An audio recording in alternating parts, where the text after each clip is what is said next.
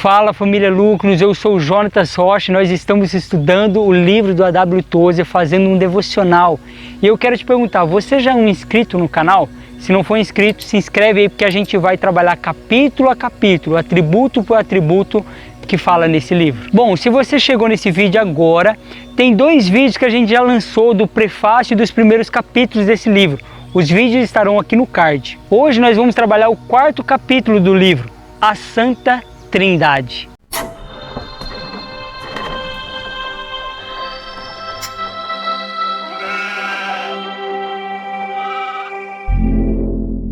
Que assunto glorioso é esse? E aqui nós precisamos calçar as sandálias da humildade, pois a Trindade está acima da nossa compreensão. Um dos efeitos da queda do homem é que o homem foi separado de Deus, foi separado também homem e mulher. Foi o momento que Eva ganha o seu nome e Adão acusa Eva.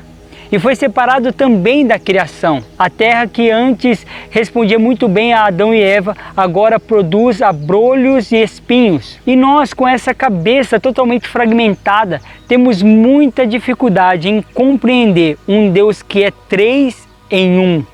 Que é um Deus só, mas que vive, que coexiste em 3 pessoas distintas. É o Pai, o Filho e o Espírito Santo. O Tozer então diz, se nem sequer conseguimos compreender uma folha que cai, ou o vento balançando, ou um ovo que se choca, como poderemos compreender a Trindade? Como poderemos então questioná-la, dizendo que não é verdadeiro ou que não é assim? No início do capítulo ele diz na página 41, todo homem vive pela fé, tanto o incrédulo quanto o santo, aquele pela fé nas leis naturais e este pela fé em Deus. Todo homem, ao longo da vida, constantemente aceita sem compreender. Então todo homem vive crendo em alguma coisa. A minha pergunta é no que você crê. O apóstolo Paulo diz, a vida que agora vivo, vivo pela fé no Filho de Deus. A palavra diz em Hebreus 11:6 que sem fé é impossível agradar a Deus, pois é necessário que aqueles que querem se aproximar de Deus creia que Ele existe.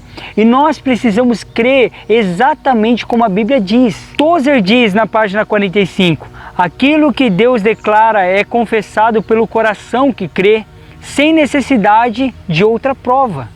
Então aquilo que Deus disse está dito, é simples assim, nós não precisamos de uma outra prova, nós já temos as Escrituras para dizer como Deus é, e as Escrituras dizem que Ele é trino. Tozer então completa, na verdade, buscar provas é admitir dúvidas, e obter provas é tornar supérflua a fé. Então buscar provas a respeito da Trindade significa que estamos tendo dúvidas e que não estamos crendo de fato no que a Bíblia diz.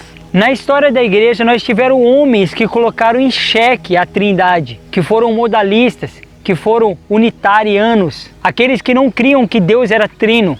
Um deles foi Ário, que no século IV pregava a todos que Deus ele era um só e ele não coexistia em 3 pessoas e que Jesus ele não era da mesma substância de Deus. A respeito disso, A.W. Tozer diz na página 46 e 47 o seguinte, o ataque de Ário e outros à doutrina da Trindade 2 séculos depois foi igualmente um ataque à divindade de Cristo.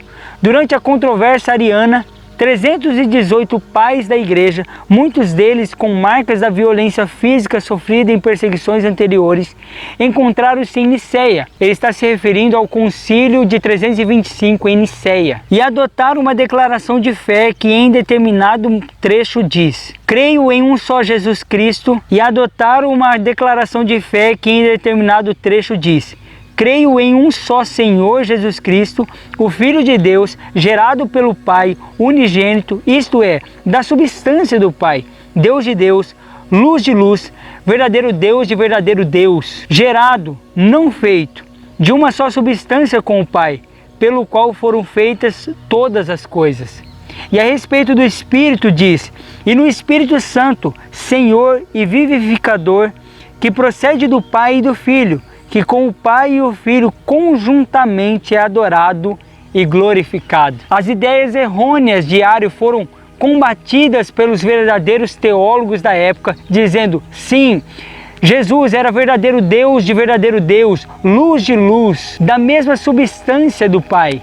E assim também o Espírito Santo procede do Pai e do Filho, e também é Deus, coigual, coexistencial e coparticipante de toda a plenitude da divindade. Na página 48 ele faz referência ao credo de Atanásio, aquele que combateu Ário, onde ele diz: e nessa trindade nenhum é primeiro ou último, nenhum é maior ou menor, mas todas as três pessoas coeternas são coiguais entre si. Não existem disputas entre a trindade. Se você olha para a palavra, um está glorificando ao outro. Quando nós dizemos a respeito da trindade, em a primeira pessoa da trindade, a segunda pessoa da trindade e a terceira pessoa da trindade, isso é apenas para nos facilitar no estudo sistemático da teologia. Mas de maneira nenhuma isso é uma hierarquia ou está se referindo a graus de importância, como se o Pai fosse mais importante que o Filho e o Filho fosse mais importante que o Espírito. Talvez se chegássemos a Deus e disséssemos ao Pai: eu te conheço, tu és a primeira pessoa da Trindade. Ele iria dizer: muito bem, meu filho. E se chegássemos ao Filho e disséssemos: eu te conheço, tu és a segunda pessoa da Trindade.